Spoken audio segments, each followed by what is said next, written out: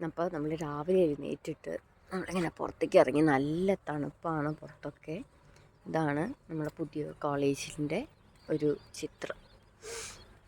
Full മഞ്ഞായിരുന്നു. രാവിലെ കുറച്ചും കൂടെ നല്ല മഞ്ഞായിരുന്നു.